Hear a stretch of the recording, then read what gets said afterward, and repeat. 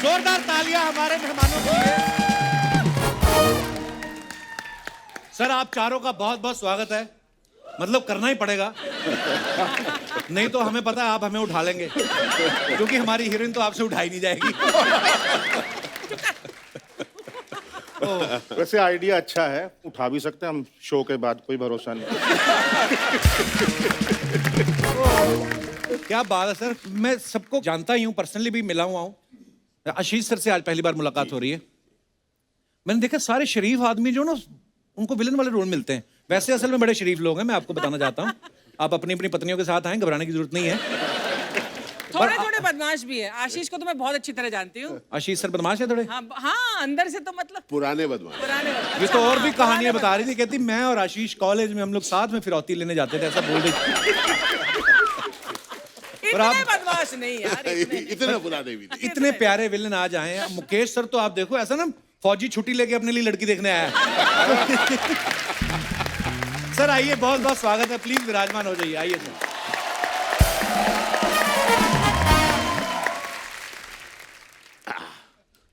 वाह, पाजी आपको पता है, आप भले हमारे शो पे पहली बार आए, लेकिन हम आपको देखते रहते हैं, इतनी सारी फिल्मों में काम किया है। आपके तो सूर्यवंशम के इतने बड़े फैन है हमारे सोनी टीवी वाले, हर हफ्ते 2 बार चलती है जी। आप ये समझिए 1500 करोड़ लोग सूर्यवंशम देख चुके हैं। आप सोचिए 150 करोड़ हमारी जनता है, सबने 10-10 बार देख ली है। बिल्कुल बिल्कुल। बच्चे बच्चे को बताया कि भानु प्रताप को खीर जहर वाली किसने खिलाई थी। तो सवाल मेरा ये है सर, आपके घर में जब मेहमान आते हैं और आप उनको कहते हैं कि हमने आपके लिए खीर बनाई है, तो वो खा लेते हैं? सॉरी, हमारे थोड़े ऐसे ही सवाल हैं, थोड़े बहुत। सूर्यवंशम का मुझे याद आता है, उसका वो हाल रहा बचपन में। पंजाब में या गांव में आपने देखा होगा, बसेस चलती थी जी। तो शोर डाला जाता था रूट का नाम लेके। हाँ। नवाशहर नवाशहर नवाशहर नवाशहर। हाँ। मतलब फिर देखता था नवाशहर नवाशहर नवाशहर। तो वही सूर्यवंशम का किसी ने देखी है, कोई रह गया क्या, कोई रह गया तो वो भी आ जाओ। कमाल के किरदार निभाए आपने, बड़ी खुशी हो रही है आज आप हमारे शो पे आए। अच्छा, मुकेश सर का नाम ना, अगर आप पूरा सरनेम इनका देखो, मुकेश ऋषि, बड़ा आयुर्वेदिक नाम है। काम इनके सारे मारकाट, वसूली। सर ये बचपन से आपने सोचा था बड़े होके मैंने ये वाले रोल करने हैं? नहीं नहीं, बिल्कुल। एक्चुअली मेरा तो कोई फैमिली से था नहीं फिल्मों में ना। तो जब फिल्मों के लिए मिलना शुरू किया तो मेरे अंदर जो भाव थे, मैं उनके साथ जुड़ा हुआ था। अच्छा जी। एक किस्सा सुनाता था छोटा सा। यश चोपड़ा जी के साथ मेरा मीटिंग तय किया गया। मैं उनसे मिलने गया तो अंदर गया, मिले मुझसे, पाँव छुए। तो बोलो बेटा क्या करना चाहते हो? मैंने कहा सर मैं विलन के लिए कोशिश कर रहा हूँ। तो बड़े प्यार से कहा बेटा मेरी फिल्म में तो विलन होता ही नहीं। मैंने कहा सर बिल्कुल ठीक कहा आपने। मैंने पाँव छुए, मैं आपको मिलके अच्छा लगा, क्योंकि उस वक्त मैं घबरा भी सकता था, क्योंकि हमें कोई बताने वाला नहीं था कि एक्टिंग है क्या, करना क्या चाहिए, अप्रोच क्या करना है। तो मैंने सोचा जो मेरे अंदर है वो थोड़ी सी एक्टिंग कोर्स करने के बाद लगा कि मुझे लगा कि शायद यही है एक्टिंग जो मेरे अंदर हो रहा है। तो इवेंचुअली वही हुआ। जब पहली फिल्म मिली गर्दिश, तो उसमें उसी तरह के भाव क्या बात थे। किरदार किया था सर आपने, बहुत बहुत ही कमाल। आशीष सर को भी हम कब से फिल्मों में देख रहे हैं, ओटीटी पे इतना अच्छा काम कर रहे हैं, साउथ की फिल्मों में भी आप काम कर रहे हैं। 30 साल हो गए सर आपको इंडस्ट्री में। हमारे शो पे आज आए आप, तो विद्यार्थी से प्रिंसिपल बनने का वेट कर रहे थे आप, मतलब इतने साल लग गए सर। अब देखिए, मतलब मैं तो बहुत 30 सालों से यहाँ पर तो था, पर आज आपकी टीम ने सोचा कि अब वो कुछ इस जगह पर पहुंचा है कि यहाँ पर इनवाइट किया अरे जाए। सर हमारा सौभाग्य आप आए हैं। नहीं, मुझे बहुत अच्छा लग रहा है। मैं आपको सालों से देख रहा हूँ, तो सभी देख रहे हैं। पर पता है, एज एन एक्टर हम लोग सब बहुत सीरियस हो जाते हैं अपने काम जी। से। कॉमेडी की ये खासियत होती है कि अगर हम हल्का रख पाएं अपने आप को, जी। तो आप और आपके जो यहाँ पर जो सब एक्टर्स हैं, उनकी खासियत ये है कि आप लोग अपने एक्सीलेंस को तो ऊपर ले ही गए हैं, लेकिन साथ साथ आपने अपनी लाइटनेस भी रखी है, तो इसके लिए बहुत अच्छा लगा। Thank you. पर वैसे देखो कितने प्यारे बोलते हैं, कितनी प्यारी स्माइल है। फिल्म में आपको देख के डर लग जाता है कि ये बंदा कुछ भी कर सकता है। मैंने देखा सनी देओल के साथ जब इन्होंने किया ना, मैं कहा जो बंदा सनी देओल के साथ ऐसा कर सकता है, हमारे साथ क्या करेगा? तो वो भी रिश्तेदारी में थे इनके। सर मैंने सुना आपको लोग अलग अलग नामों से भी बड़ा बुलाते हैं। हाँ कपिल, ये बड़ी प्रॉब्लम। इनफैक्ट मैं आया आज कपिल शर्मा शो में सिर्फ इसलिए, मेरा नाम आशीष विद्यार्थी है। सर हम सब जानते हाँ हैं। नहीं जानते, इसीलिए मतलब मेरी प्रॉब्लम है यार कपिल, मैं प्लीज समझा करो। अच्छा। क्योंकि जहां जहां घूमता हूँ लोग कहते हैं ना, पहले ऑटोग्राफ और अब सेल्फी के साथ। हेलो भाई सर आशुतोष जी के साथ फोटो खिंचवाइए। आशुतोष तो नहीं, आशीष विद्यार्थी। तो उसके बाद उसका अलग नाम, उसका एक जने ने तो मुझे वो भी बड़ा इंटरेस्टिंग था, सदाशिव पुरी भी बोला। मतलब दो लोग मिला दिए। सदाशिव अमृतपुरकर और अमरीश पुरी, उनको मिला के। उसका लेटेस्ट था अर्चना, किसी ने कहा अपने बच्चे के साथ फोटो खींचे हिमाचल में, फोटो खींचो। बेटा पहचान नहीं, गिरीश कर्नाड जी है। तो मैंने अपनी टीम से बात किया, मैंने कहा हो क्या रहा है यार, लोग नाम नहीं जानते। तो उन्होंने कहा कि सर कैसे जानेंगे नाम, आप क्या कपिल शर्मा के शो में आए? मैंने कहा नहीं आए। तो जाइए। तो मैं वाकई में इसलिए आया हूँ कि ताकि लोगों को पता चले कि मेरा नाम, आप बताइए नाम क्या मेरा? आशीष विद्यार्थी। Thank you so much. और मजेदार बात है कपिल, कई बार लोग आपको उन किरदारों से बुलाते हैं जो आपने नहीं किया। जैसे सनी साहब के साथ मैंने जिद्दी करी है, तो लोग मुझे अक्सर सर आपको बॉर्डर में देखा, क्या काम किया आपने? तो अमूमन ऐसा देखा गया है कि आप उसमें आर्ग्यू नहीं करते, आप कहते हैं थैंक यू, नहीं तो एक्सप्लेन करना बड़ा मुश्किल हो जाएगा। और उसके बाद वो कहते हैं कि सर आप उसमें पुलिस वाले थे, तो मैं कहता हूँ 165। सर वो आप कमिश्नर थे, मैंने कहा 130। मतलब अब 240 अगर आपने फिल्में करी है तो आप नेता बने हैं, आप पुलिस वाले बने हैं, और आप सर याद है आप उधर आपको उड़ाया गया था, हाँ 175 में उड़ाया गया। तो बेसिकली जैसे ही कोई आपको किसी नाम से बुला दे, आप हाँ कह दीजिए। करेक्ट। ये सीखने वाली बात है, आर्गुमेंट नहीं करने का, आर्गुमेंट नहीं करने का। जिंदगी में खुश रहने का। क्या बात है। अच्छा आशीष सर के बारे में मैं बताऊं आपको अर्चना जी, हाँ जी, फिल्मों में तो अभिनय करते ही हैं, ये ना ब्लॉग भी बनाते हैं इंटरनेट पे ना, जहां पे भी आशीष सर खाना खाते हैं ना, फिर उस जगह को प्रमोट करते हैं। ये आपका पैशन है कि पैसे बचाने की स्कीम है कि मैं तुम्हें प्रमोट कर दूंगा? कपिल यार तुमको तो मेरा नाम बताने को बोला, तुम मेरे सारे स्कीम्स बता दो। कई लोग तो पैसे भी नहीं लेते होंगे आपसे ना, होता ही होगा ऐसे। अर्चना जी तो बहुत करती हैं, एक ज्वेलरी वाले के पास चलेंगी, तुम मुझे गहने दे दो मैं तुझे प्रमोट करूंगी। एक आदमी को तो इन्होंने यहां तक कह दिया, तुम मेरे साथ रहा करो मैं तुझे एज ए हस्बैंड प्रमोट करूंगी। वो आज तक इनके घर में है। बिट्टू मेरा दोस्त है यार, बहुत अच्छा दोस्त है परमीत आशीष उन्होंने का। बताया ही होगा आपको सारी आप भी। जैसे यशपाल भाई है ना, इतने प्यारे इंसान हैं, ऐसे कमाल के एक्टर हैं, पर इन्होंने नेगेटिव बदमाशों वाले रोल इतने ज्यादा कर लिए ना कि अब ये कभी पुलिस वाले भी बन के आते ना, हमें लगता है ये बिना पैसा लिए काम करेंगे ही नहीं।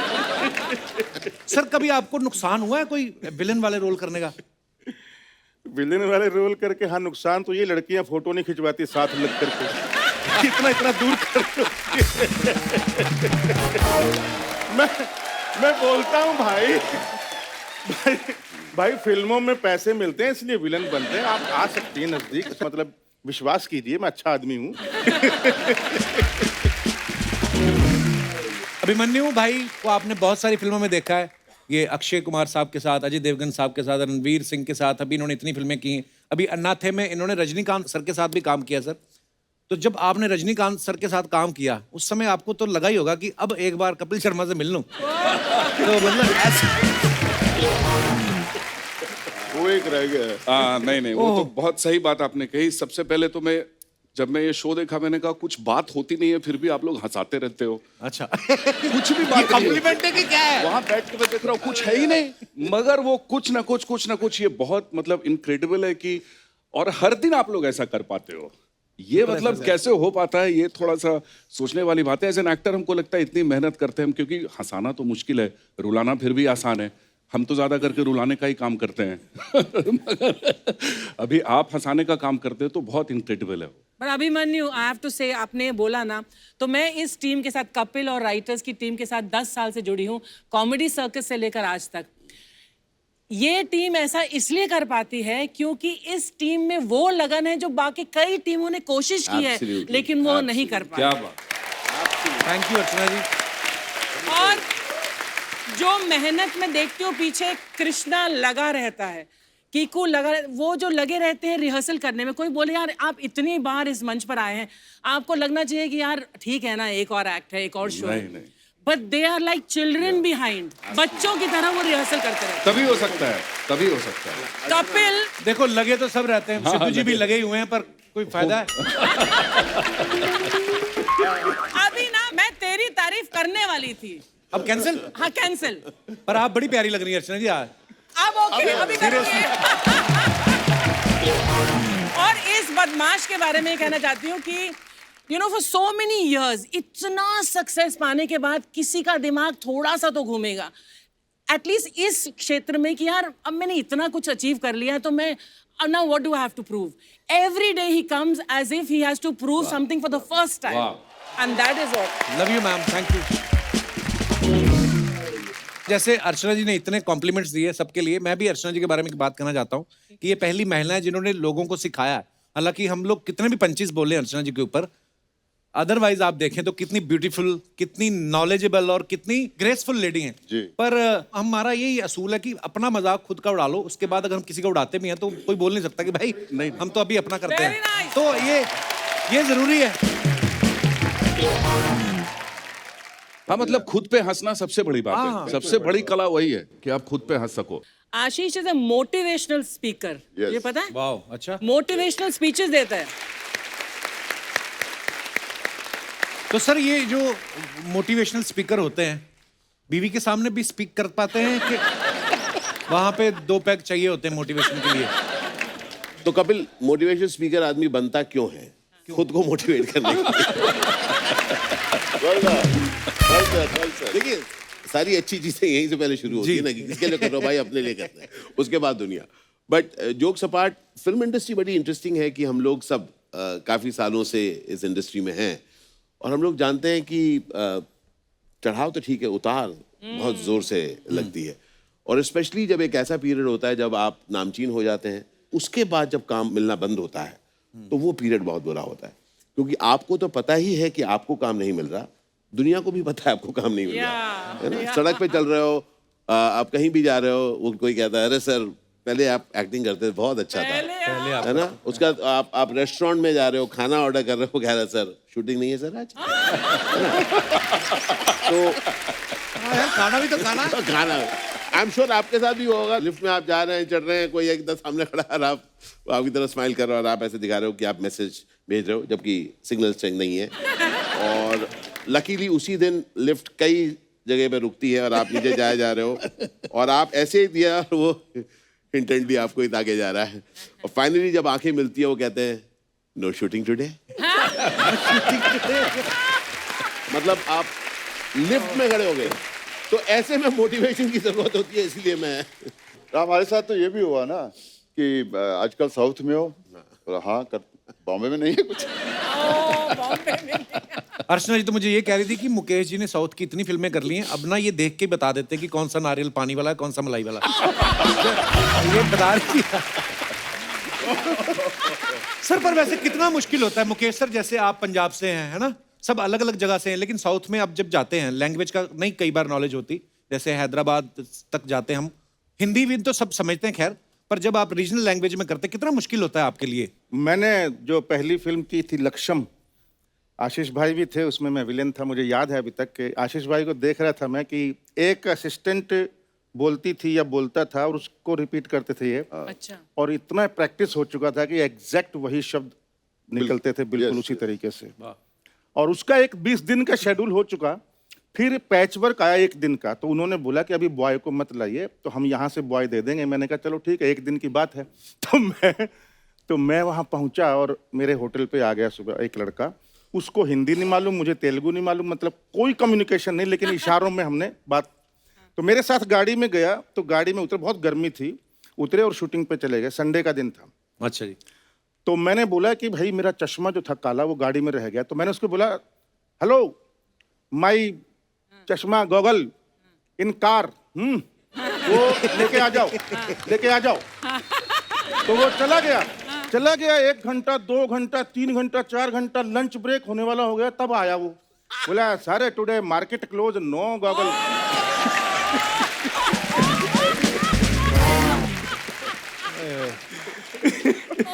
तो ये साउथ का कम्युनिकेशन गैप रहा मेरा बहुत खतरनाक।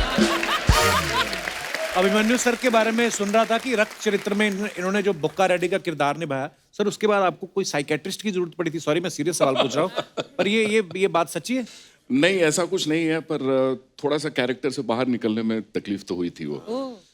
क्योंकि उसमें अंदर जाना इजी था, पर बाहर निकलने में, जैसे मेरे बिहार से एक दोस्त आया और मेरे इतने ही बगल में बैठा था, उठ के उधर चला गया। मैंने बोला क्या हो गया तुझे? बोला यार तेरे बगल में बैठते हुए मुझे डर लग रहा है, ऐसा लग रहा है कि मेरे पास 500 रुपया होगा ना, तू वो भी छीन लेगा।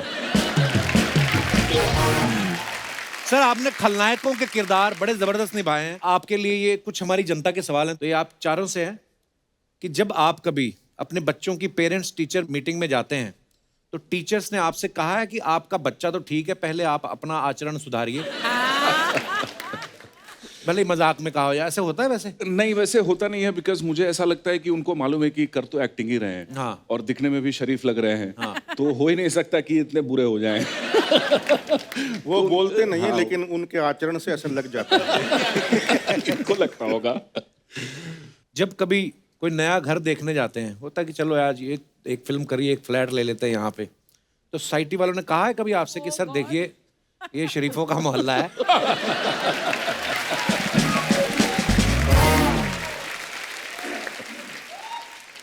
पर मैं आपको बताता हूँ, कुछ ही साल पहले तक जी एक्टर्स को लोन नहीं मिलता था हाउसिंग का। Absolutely right. हम लोग सब उससे गुजर चुके हैं। और मैं आपको बता रहा हूँ, कई बार लोग थोड़े क्रूअल भी हो जाते हैं।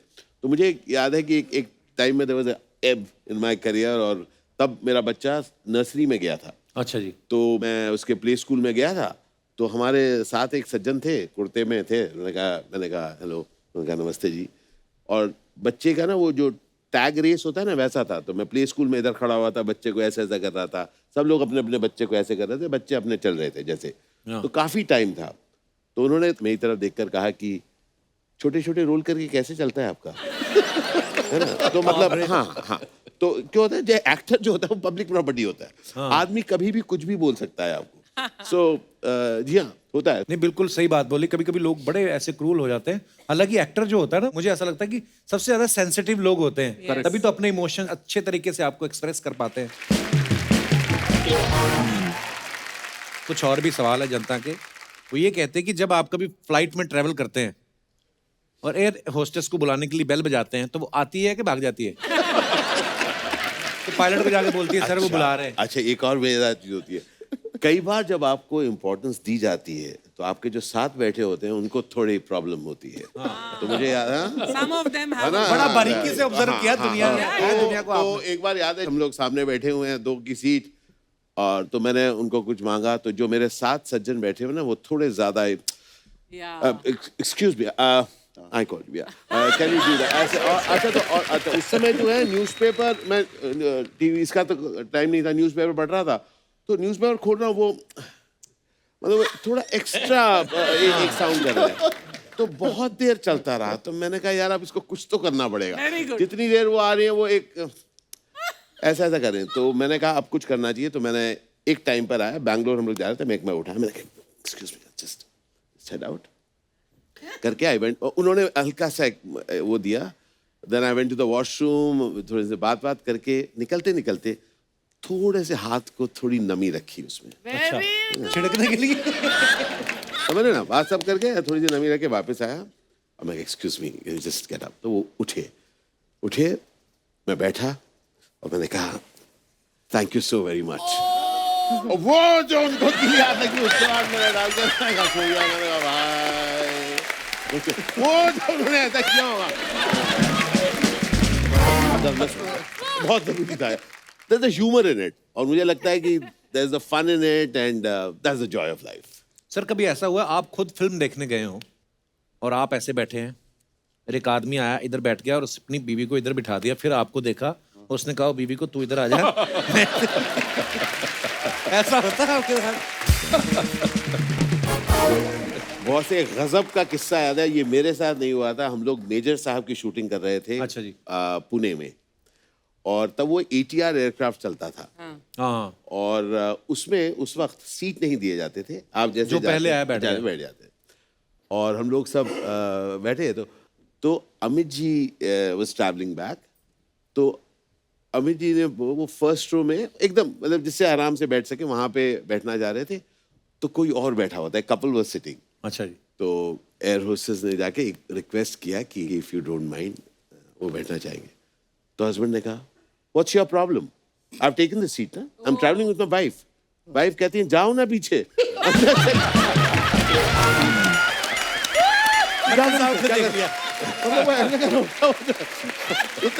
लाइफ में पहली बार मुझे अमित जी के साथ बैठे हुए मिलेगा। कभी आपके किसी फैन ने किसी ऑकवर्ड सी जगह पे आपको सेल्फी के लिए पकड़ा है? मेरे पास किस्सा है, पर मैं बहुत सारे, देखिए मैं थोड़ा बातूनी हूँ। अच्छा है सर, लगा ये आपको होगा, लगा होगा। जो बात नहीं करते उनके शॉट भी कम ही लगते हैं शो में ना। अच्छा, मैं इतना मैं बचपन से मैं ये भी पूछना चाह रहा था कि आप एडिटिंग यहीं पर कर लेते हैं या बाद ये में सामने तो बंदा बैठा है, उसी समय लिखी जा रहा है यशपाल की 4 लाइनें एक कटेगी। तो दिल्ली में जो बोल रहा है उसकी गोद में बैठ जाओ, ये बेस्ट है। गोद में बैठ जाओ।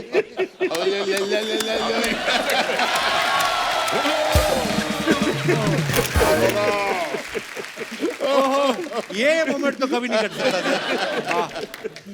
जी सॉरी सर। तो दिल्ली में एक होटल में मैं एक टॉक देने गया था, मेरा एक मोटिवेशनल टॉक। तो हम लोग वो बात करके I went down to the washroom. अच्छा जी। तो कुछ लोग होते हैं ना जो थोड़े स्टाइल में रहते हैं ना, थोड़ा स्टाइल में।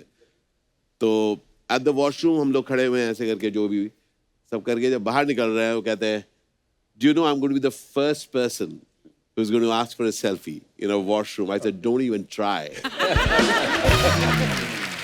मैंने स्कारफेस जैसा एक लुक दिया उसको।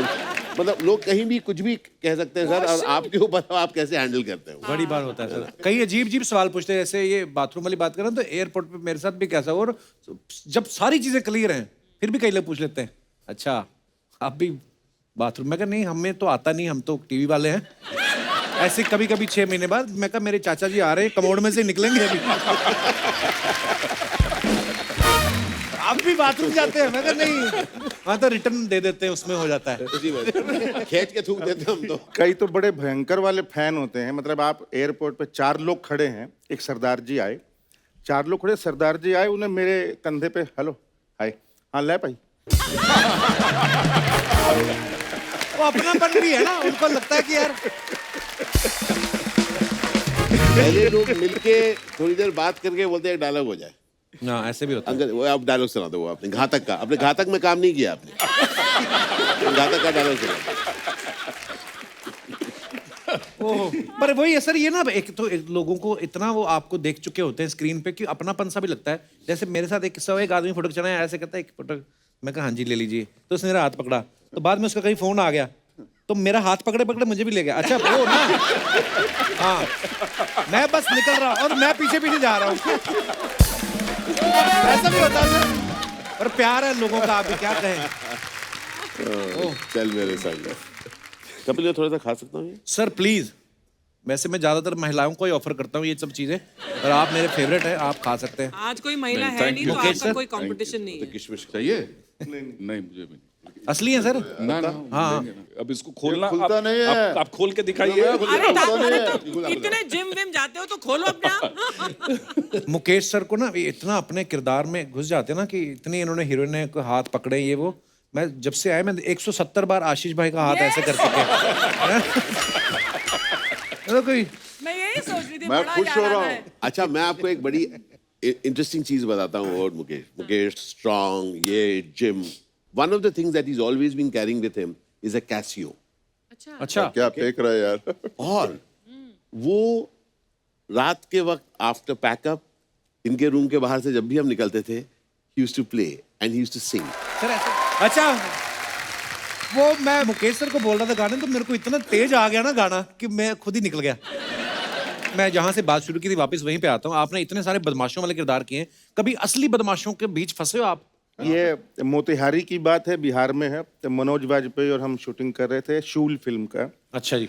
और वो गाना था यूपी बिहार लूट ले, हाँ। शिल्पा जी का। तो उसके एंड में गोली बजती है मनोज वाजपेयी की और गाना बंद हो जाता है। तो जब जो बंदूक मनोज वाजपेयी के पास थी वो बहुत ही मॉडर्न थी। मतलब तो उन्होंने बोला कि यार बिहार के गांव में साला ऐसी बंदूक कौन देता है पुलिस वालों को, तो कोई देसी टाइप की है क्या। तो सर्दियों के दिन थे, कंबल लपेटे हुए थे, कम से कम भी 20 पिस्टल ऐसा बोला ये चलेगी ये चलेगी ये चलेगी ये चलेगी। मैं कसम से कह रहा हूँ सायाजी शिंदे और जितने भी हम सब लोग थे, हम हमारे विलन गया भाड़ में, हम ऐसे हो गए कि हे भगवान यहाँ से किसी तरीके से निकले बस। ये तो वही बात है कि रियल इससे किस्सा। माचिस मांगी और सबके निकाल ली। बाप रे। अरे बाप रे।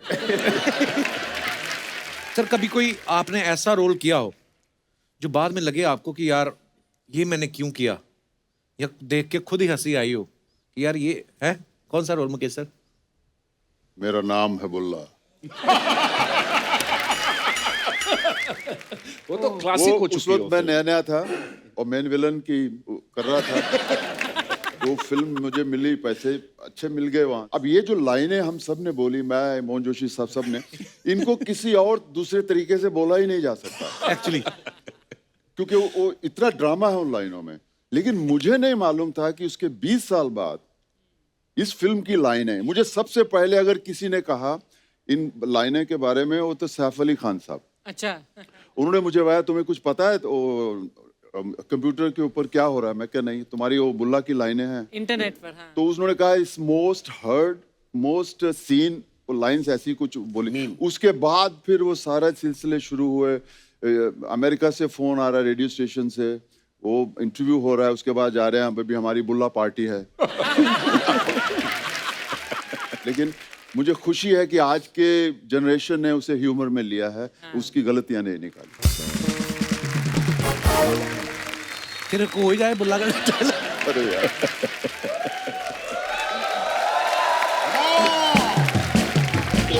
आज क्या हो, सब जानते हैं, सब जानते हैं कि मेरा नाम है बुल्ला और मैं हमेशा रखता हूँ खुला।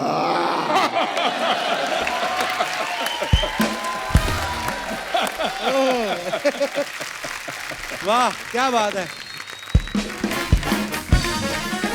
सर। आप अपने फैंस के लिए जो फोटोग्राफ्स डालते हैं सोशल मीडिया पे, आपको पता है हमारी हिंदुस्तान की जनता कितनी क्रिएटिव हो चुकी है? बड़े मजेदार कमेंट्स लिखते हैं नीचे, मैं आपको दिखाना चाहता हूं कुछ, प्लीज।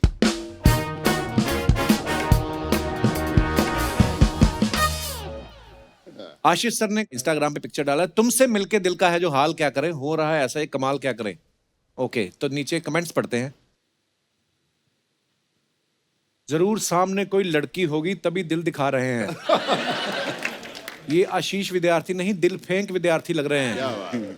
सर आपके दिल में मुझे कार्ब और फैट दिख रहा है, कोई डाइट कॉन्शियस वाला आदमी होगा कोई। आगे और दिखाइए। सर आपकी सब्सक्राइबर फैमिली का मेंबर हूं, आजकल बड़ी मुश्किल में हूं, आप जिस भी डिश का प्रमोशन करें अपनी फैमिली का समझ के 2 प्लेट मुझे भेज दिया करें, नहीं तो एक ही बार में 20,000 रुपए दे दें, मैं अपने टेस्ट के हिसाब से देख लूंगा। और दिखाइए। ओहो, मुकेश सर ने only one who can see John सेना। इसका क्या मतलब sir, only one who can see John सेना? ये कमाल हो गया था। मैंने रामलीला किया, अच्छा। स्टेज पे पहली बार ही गया मैं। अच्छा जी। तो जो साथी थे वो कहने लगे फोटो सेशन करते हैं।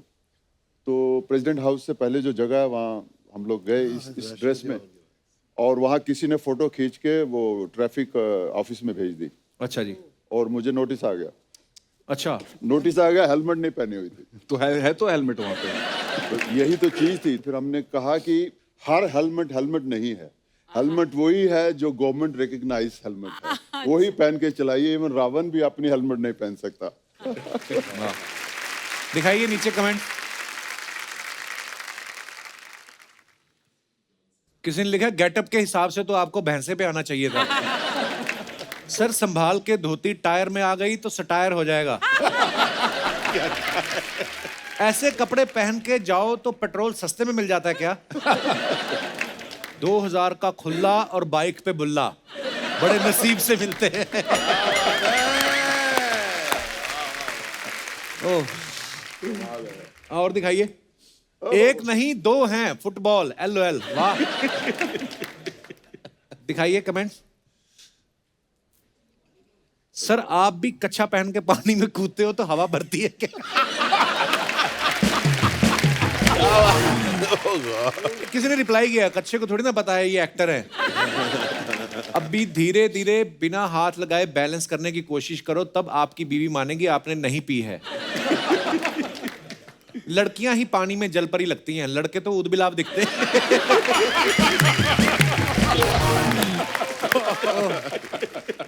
और दिखाइए। लोटे वाला जलेबा अंडा मार्केट। मल्लीताल नैनीताल। मल्लीताल नैनीताल। ये अंडा मार्केट सच्ची में कि मतलब नहीं क्या? नहीं, अंडा मार्केट है। अंडा मार्केट। अंडा मार्केट में एक भी अंडे की दुकान नहीं है। और जलेबियां मिलती हैं। फरसान और मिठाई की दुकान है। पर लोटे इसकी वाली जलेबी वो वाली नहीं है जो क्लीन होती है ना, जो कपड़े में डाल के ऐसे करते हैं, जैसे शुरू करते हैं ना, बीच में तोड़ते हैं ना, ये वाली मुझे लगता है थोड़ी। ये लोटे से बना। अच्छा, लोटे से बनाते हैं ये। चलिए दिखाइए कमेंट्स क्या क्या है। सर लोटा वाला जलेबा क्या मतलब? जलेबी खा के लोटा तैयार रखना पड़ता है। आशीष सर जलेबा का डिजाइन देख के लग रहा है आपने बनाई है। इसने रिप्लाई भी लिखा है, इसीलिए तो ये दुकान वाला गुस्से में है। और आगे दिखाइए। अगर बचपन में हैंड राइटिंग ना सुधारो तो ऐसी ही जलेबियां बनती हैं। एकदम सही बात है, एकदम बहुत बहुत सही बात है। और दिखाइए। Beginning is easy, continuing is hard. दिखाइए कमेंट्स। लगता है डेटिंग ऐप से लड़की सेट की थी, अब धोखा हो गया। ओह, मुकेश ऋषि बी लाइक। साला लोगों को क्रेडिट कार्ड बेचना बड़ा मुश्किल काम है। जब आप हल्के होने जाएं और पीछे से टो वाले गाड़ी ले जाएं। बुल्ला मत रखा कर स्कूटर खुला।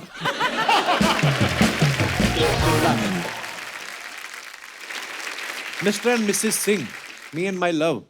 अच्छा, ये आपका अकाउंट नहीं है, मैडम का अकाउंट है। मैं हूं नहीं सोशल मीडिया पे। बहुत अच्छा करते हो भाई साहब, जो हैं वो तो कंट्रोवर्सी में रहते हैं। कमेंट्स दिखाइए। इनके एक्सप्रेशन से लग रहा है इन्होंने प्रपोज नहीं सीधे छेड़ा होगा। अभिमन्यु बिलाइक कह रही थी भूख नहीं है, फिर भी 5,000 का ऑर्डर कर दिया। आपकी आंखें देख के लग रहा है आधा ग्लास आपने ही खत्म किया है बियर का। आधा ग्लास पी के बंदा अपनी बीवी को देखता है, पूरा पी लिया होता तो किसी और की बीवी को देखता है। सही है। और दिखाइए। दिल साफ करके मुलाकात की आदत डालो, धूल हटती है तो आईने भी चमक उठते हैं। क्या बात है, बहुत खूब। दिखाइए जरा कमेंट्स। अर्ज किया है सफेद बालों में खिजाब की आदत डालो, बाल रंगते ही चेहरे चमक उठते हैं। सर मैं कितनी बार भी शीशा साफ कर लूं मेरी शक्ल नहीं चमकती है। किसने रिप्लाई किया तो एक बार शक्ल भी साफ करके देख। और दिखाइए। प्रोड्यूसर के खर्चे पे होटल में मजे लेता हुआ कलाकार। सही बोला भाई।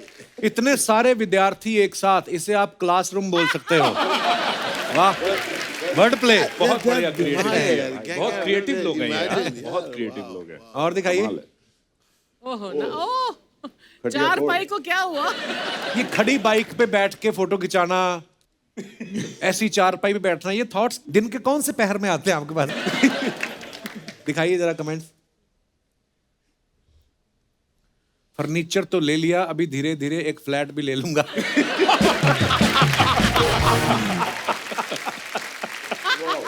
किसने लिखा सर टांगे अंदर कर लो, आपके प्लॉट से बाहर निकल रही हैं। सर कोई चीज बेकार नहीं जाती, अब इसका आप पाया सूप बना लो। ये सिर्फ पाए हैं ना, चार पाई का। हाँ, तो पाया सूप बना लूं यार। और दिखाइए। Very nice. ये तो बेस्ट है। वंडरफुल। मैं अपने दर्शकों को एक बता दूं, यशपाल भाई भी बहुत अच्छी पोइट्री जो है वो करते हैं और बड़ा शौक रखते हैं पोइट्री का। पाजी एक हो जाए कुछ। ये क्या है, बचपन से ही जब मैं कवि सम्मेलन बहुत सुनता था, अच्छा जी। और मैंने 10वीं क्लास में ही बहुत बड़े बड़े राष्ट्रीय कवि हरिओम पंवार, राजेंद्र राजन, कुंवर बेचैन, सुरेंद्र शर्मा और ओम प्रकाश आदित्य जैसे लोगों को रट लिया था मतलब। तो मैं एक कवि थे, एक राजेंद्र राजन, वो हास्य कवि थे। मैं एज इट इज जैसा वो बोलते थे वैसा बोल के 4 लाइन बताता हूँ कि हाई कमान ने एक नेता को पार्टी से निकाल दिया, यूं समझिए कि हीरे को कांच समझ के कीचड़ में डाल दिया, मगर नेताजी ने भी अपनी हार नहीं मानी। अगले ही दिन एक पान की दुकान खोली, जिसे देख हमारी पत्नी बड़े दुखी मन से बोली कि देखो ना, भाग्य की भी क्या अजीब विडंबना है, बेचारे कल तक नेता थे, आज पान लगा रहे हैं। मैंने कहा अरे बेवकूफ, वो कल भी चूना लगाते थे आज। तो ये बस आखिर में एक बार मैं ओम प्रकाश आदित्य उनकी 4 लाइन बताता हूँ। ये कविता लगान फिल्म की शूटिंग के दौरान हर चौथे दिन मुझसे आमिर खान, आशुतोष गोवारिकर और सारे अंग्रेजों को शब्द नहीं मालूम था, लेकिन इसकी जो धुन थी बड़ी प्यारी लगती थी कि जीतने की सोचोगे तो जीत ही मिलेगी सदा, हारे मन में तो जिंदगी से हार लोगे तुम। कि जीतने की सोचोगे तो जीत ही मिलेगी सदा, हार मन में तो जिंदगी से हार लोगे तुम। एक मनोवैज्ञानिक का ये मैंने लेख पढ़ा, जैसी धारा में बहोगे वैसे धार लोगे तुम। कि मैंने कहा मैं तो लखपति होना चाहता हूँ, कि मैंने कहा मैं तो लखपति होना चाहता हूँ। पत्नी ने कहा फिर कैसे सार लोगे तुम। एक पत्नी के पति सलीके से हो न सके, लखपति होकर क्या तीर मार लोगे तुम। हेयर कटिंग करवाओ मत प्राण प्यारी, कहीं काले नाग नाई को न फण मार दे। हिरण से नयनों को ज्यादा न नचाया करो, कोई छैला सिंह हिरणों को न पछाड़ दे। कि नंगा सिर लिए ऐसे खुले में न घूमा करो, मांग है सीमांत शत्रु झंडा ही न गाड़ दे। चंद्रमुखी मुझे डर है कि तेरे मुख पर अमेरिका अंतरिक्ष यान न उतार दे। के बालिसी उम्र तेरी, कि बालिसी उम्र तेरी, पतली कमर तेरी कमर, हाय कोई बॉयफ्रेंड लिख दूं, कोई नहीं साथ तेरे, नंगे नंगे हाथ तेरे, आजा तेरे हाथ पे मैं हस्बैंड लिख दूं। कि चाहे तुम शोर करो चाहे बोर बोर कहो, आया हूं तो कविता सुना के ही हटूंगा मैं। कि 8 बरसों के बाद मंच पे चढ़ा हूं मैं, कि 8 लंबे लंबे गीत गा के ही हटूंगा मैं। अरे हास्य नहीं सुनते, कविता नहीं गुनते हो, कविता है क्या आज बता के हटूंगा मैं। देखने में ढीला हूं पर बहुत हठीला हूं मैं, एक एक श्रोता को हिला के ही हटूंगा मैं। खैर बहुत लंबी है, इतना काफी है। Thank you. वाह वाह वाह वाह वाह, क्या बात है, मजा आ गया। मतलब इतनी सारी लाइनें यार, क्या बात है सर। थैंक यू सर कुछ सवाल हैं, क्योंकि आप सबने थिएटर भी बहुत किया है। कभी ऐसा हुआ प्ले में आपने कोई अच्छा सा कॉस्ट्यूम पहना है, सडनली आपको पता चला एंट्री ली और धोती खुल गई और नाटक ऑलमोस्ट क्लाइमेक्स ही हो गया, कभी ऐसा हुआ है आपके साथ? हाल ही में ऐसा हुआ था, मैं एक शो करने गया था फॉर TCS, मैं कॉन्वर्सेशन कर रहा था और जब मैं गाड़ी से निकला तब मुझे पता चला by chance my pant had torn from here. अच्छा जी। तो वो जो पूरा कॉन्वर्सेशन का था कपिल, मैंने लेफ्ट फेसिंग ऐसा ही करता रहा, and one of the critical things that you are get is, मैंने इस पाँव को पीछे रखा क्योंकि पूरा फटा हुआ था। अब कुछ करने को था नहीं, वहाँ पे सब लोग बहुत ही सोफिस्टिकेटेड लोग से बैठे हुए जो अंग्रेजी में बात कर रहे थे, और मैं भी उनसे अंग्रेजी में बात कर रहा था, और पूरे टाइम मैं ऐसे आगे आता था और उसके बाद मैं ऐसे ही पीछे लौटता था क्योंकि और जब वो एंड में वो लोग मुझे मिले भी, उन्होंने कहा स्टैंड स्ट्रेट, मैंने कहा no we will stand in an angular fashion. सबको मैंने एंगुलर खड़ा किया क्योंकि इस साइड तो पीछे छुपाना ही था। तो मेरे ख्याल से हम लोग सब करते हैं। थिएटर की खासियत है कि हम लोग ऑन स्टेज हर समय इम्प्रोवाइज करते रहते हैं, और अगर हम फिसलते हैं तो तरीके से उठते हैं। जैसे मेरे पिताजी कहते थे कि उस्ताद के फिसलने को भी पैतरा माना जाता है। क्या बात है। एक बड़ा देसी सा एक्सपीरियंस मेरे साथ भी हुआ है। जब बहुत ही एमेच्योर लेवल पे थिएटर करते थे तो एक लास्ट में बंदूक मारनी थी, वो पटाखे वाली बंदूक थी हालांकि, लेकिन वो दे मारने थे और इधर से विंग्स से एक बंदा इशारा करता सूतली वाला बम बजाएगा तो वो गोली मतलब चली, वो मर जाएगा। लेकिन वो सूतली वाला बम बजा ही नहीं। तो वो बोलता रहा, इम्प्रोवाइज करता रहा, उसको गुस्सा आ गया। मतलब उधर से उसने बोला यार बजाता जल्दी। 2-3 फुस हो गए तो क्योंकि गीले थे या क्या थे पता नहीं, उसने चाकू निकाला और चाकू जैसे ही मारा बम बज गया।